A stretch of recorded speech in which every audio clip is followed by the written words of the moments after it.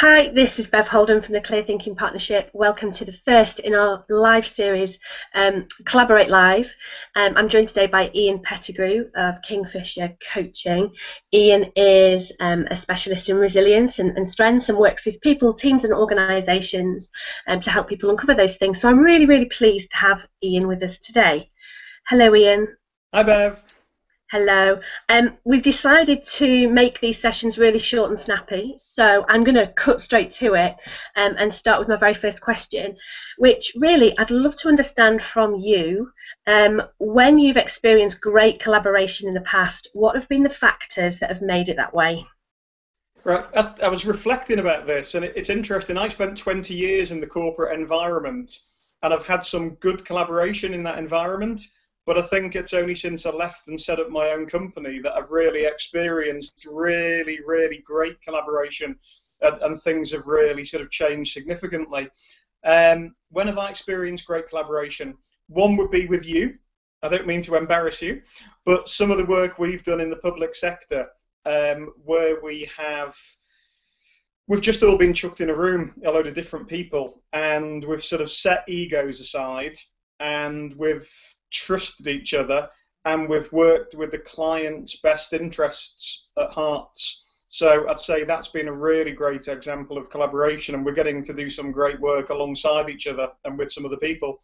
And I've been working with John Bartlett as well. So John and I have been doing work together where I've done a load of work on resilience. John's got lived experience and lived expertise, and all of his mental health first aid stuff, and we've sort of been combining that and collaborating to good effect. So I've had some really good experiences.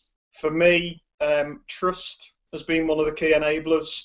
I am quite slow and cautious to trust people, and trust is absolutely essential, and only really working alongside people who I've got shared values with as well. And when you've got those things in place, I think it makes a whole host easier.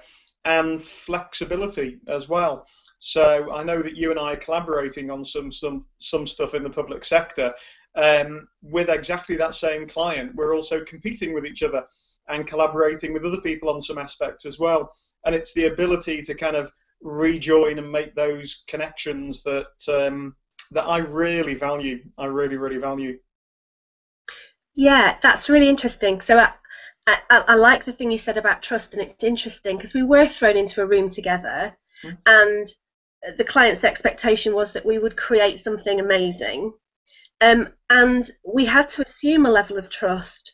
But that's interesting because you were saying as well, you don't trust people easily sometimes. You've kind of got to get a sense of that person, the shared values. So how does that work for you when you're thrust into an environment with new people? I can be quite cautious in that situation. Right, so I'm being really honest here. If I think back to that situation, half of the people in the room I knew and already trusted, and the other half I started with an assumption about the level of trust I could give them based on the fact that people I trusted had invited them to be part in that room. So there was already a reasonable level. One of the things that I will do is do little sort of experiments and things like that. So I'm always happy to do little sort of one-off alliances and things. I'm giving real insights into myself now. I'm sort of happy to do, some things and get to learn a lot more about people as well. Yeah, you've kind of got to dip your toe in the water a little bit, haven't you? But I really like what you say though about an assumed level of trust. Yeah. And then you look for evidence to support that you've made the right choice. And then some people let you down, and other people continue to feed that trust. And so you recognise those shared values. That makes good sense. But I think it's quite interesting because you can't. If you said I'm only going to work with people that I absolutely trust, you'd probably never work with anybody, because otherwise how do you get to know them enough to trust them? Yeah, well, Kate was talking this week to me about jumping out of an aeroplane strapped to a stranger and having to give her full trust to that person. Yeah. And that is a matter of life and death, but you do it, but you suss it out. There are signals that you look for that tell you that it's going to be okay. The fact that person's done it a number of times before and would like to hit the ground, at a nice gentle pace, I guess. The other thing you said was about collaborating and competing with the same people. Will you tell me a little bit more about that? Well, we've got an example that you know about that I won't name, but where we are working alongside each other, and a request has come out for some more work, and I know that you've put in a proposal to do that, and I have partnered with two other people in our network that are working alongside that client to put in a proposal that competes with yours. And I've told you I'm doing that, and we've been invited to, and I'm absolutely perfectly relaxed about that. And may the best person win. And again, I'm absolutely relaxed about that as well. So I think for me, it's about having that relationship as well, and it's maybe an extension of that trust. So I'm perfectly comfortable. And it's interesting for me. It's kind of, as a one-person business, collaboration gives me access to be able to kind of flexibly form, different responses to different situations. It's kind of the ultimate, I don't know, organisational flexibility. And I could never respond so quickly when I worked in the corporate environment. Sorry, or chose not to respond so quickly. Yeah, there is something interesting about the corporate environment. You're put together with people, and you don't always have choice about who those people are. But yeah, there's something quite liberating about when you work for yourself. You have that opportunity. So yeah, I agree. It is interesting now, though. Sorry, that in one way, I wish I could go back into my old corporate roles, having worked for myself for 5 years and run my own business, because I've learned a huge amount. And I'm almost of the mindset that everybody should run their own business for a year as part of their development, because I so wish what I've learned since running my own business I could go back and apply. And actually I do. I get to work with my old employer, but I'd love to be able to have a go at some of my old jobs with a different mindset, let's say. Yeah, that really makes good sense, actually. It makes sense in our experience as well. So tell us a little bit about how your work around resilience and strengths dovetails really nicely with the topic of collaboration. How does it help people improve their collaborative behaviours? Yeah, that's easy for you to say. There's a whole host of connections. So I think part of me, it's about my business journey as well. When I set up 5 years ago, I was, I'd say, somewhat unfocused, and my target market was anybody that could help me pay the mortgage, if I'm being really, really honest. And you've heard me say that in private before.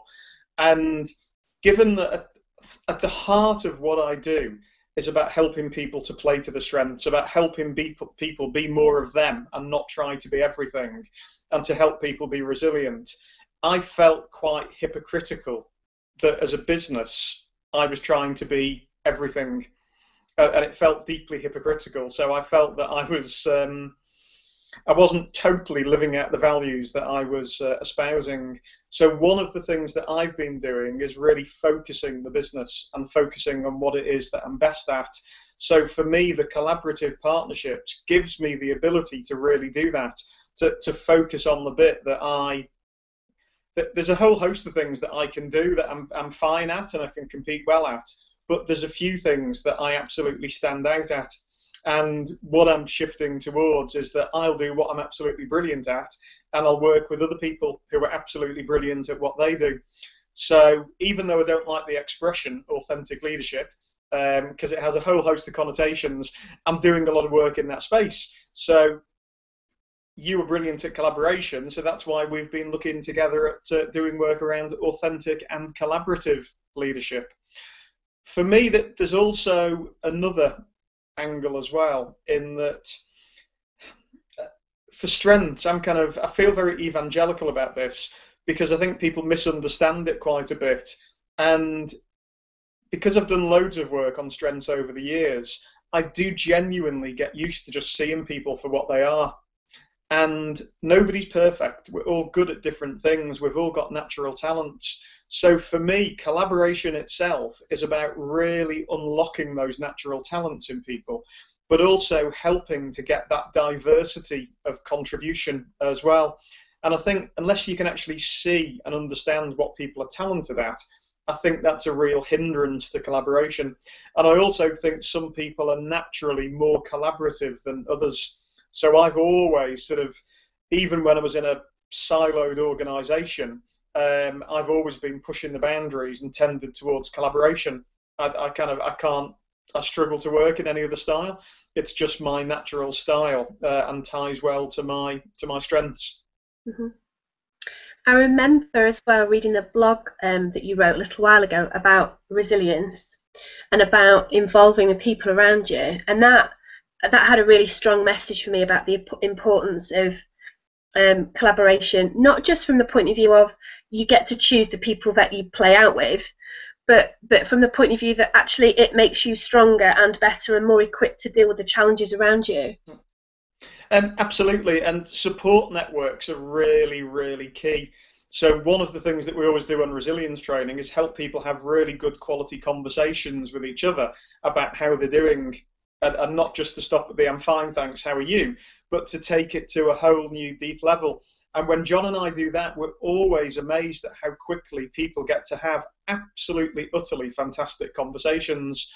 And people who know me will know that I'm a big fan of the strategic latte, and I have a great network of people who I'll sit down and I'll just spend some really good quality time with having coffee. I've got one to finish the day today. That support network, which is a different type of collaboration, is key. You know, a place where you can really be yourself. And it's funny that as a coach, a lot of my work involves helping people to stop and think and reflect. And I'm actually really, really bad at stopping and reflecting and thinking myself. But these support networks, the strategic lattes, this collaboration really helps me to do that, provides the time and the space to help me do that. Yeah, and having been on the receiving end of a strategic latte, I'd agree with that because they're purposeful. It's a purposeful conversation. You're not just shooting the breeze. It's proper, and it does. When you use it well, it does help you to reflect. And I think all our experiences lately have been around people not having time to stop and think and reflect, and that it does have a massive impact on their ability to leap forward and overcome their challenges if people have got that chance to do that, and to do that with someone that they trust and someone that will ask them the right questions or shut up at the right moment. I agree entirely, although I can't help but challenge one thing you said, which Okay, is you said people not having time. And I'm sure you'd agree with me, it's people not making time, because that's a standard excuse that you and I both hear people use all the time, and we know it's about choosing and taking responsibility. Yeah, no, that's a really good point. Okay, great. Well, my final question for you today is a somewhat frivolous one. But if you were going to be able to collaborate with anyone on this planet or another, alive or dead, who would you love to collaborate with? That's a great question, and it's a really hard question as well. I'll duck it for a minute because I know one thing I'd love to do is kind of make connections. One of the things, people who know me well will know that I'm involved in a charity. So I'm on the board of a charity working with street kids across Africa, Retrack, and I chair a board subcommittee which is all about learning and impact. And we're getting to do some great work, and we are, doing work to give children a voice so that children in Africa that we're helping can actually influence what we do, and that as a board of directors we'll hear their voice. And one of the things I'd love to do is to join the dots and to be able to do some more collaboration across my kind of work and with the fantastic people that I get to work with, and across the Retrack stuff that I do as well. So I've had a daft idea about connecting HR Africa, which is that I want to take a load of people to either Uganda or Malawi next year for 10 days. And I'm sort of shaping that at the moment. But for me, I want to find other ways to collaborate that would join the dots. In terms of, it's pathetic. I don't know. There's all sorts of. I'd love to collaborate with the media. I'd love to. I've just moved offices. I've got an office now at Media City, so I'm just next door to the BBC. I'd love to collaborate in that space. I don't know, perhaps I've missed one of my vacations. I'd love to have been a journalist in some ways, and in my work on strengths, I'd love to do some more work on strengths. I'd love to collaborate with some of the guys at Gallup a bit more as well in the US. Actually, I do a lot of work with Gallup. I'm qualified as a strengths coach. I've got to meet one of my heroes, a guy called Kurt Leesfeld, because he came over to the UK to do my training. And you know, when you're so in awe of somebody, you almost can't bring yourself to speak to them because you've read their stuff and they're a hero. I was like that with Kurt at the start of the course. But there's some of the people in Omaha who I'd really love to collaborate with, some of the strength scientists as well. Sorry, it's the best answer I can come up with. As soon as we finish, there's about 10 more people that will come to mind. It was a very full and rich answer, Ian, so don't criticise yourself for that. It was a really interesting answer. Okay, that brings us to the end. I'm really, really grateful for you spending time with me today. I've thoroughly enjoyed our conversation. We talk all the time, but not quite in this public way. It's like being in a fishbowl and having a little look.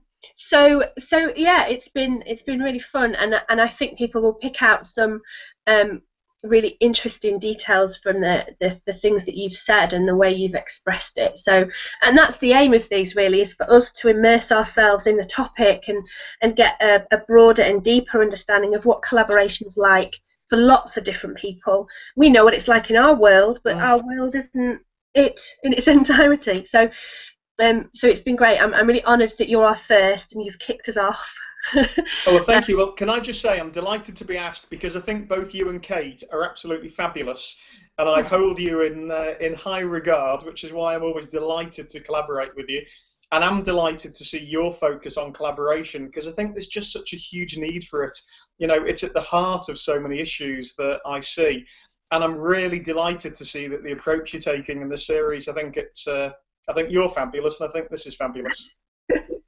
Thanks, Ian. I'm feeling kind of slightly embarrassed now. Thank you.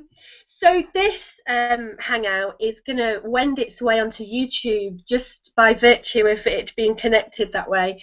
So people will be able to view it again and listen to our words and see our gorgeous faces and use some of the information. And so our next hangout is next Friday, and that will be with a lady called Jennifer Lord, who's a brilliant coach, and we're finding out about what collaboration means to her.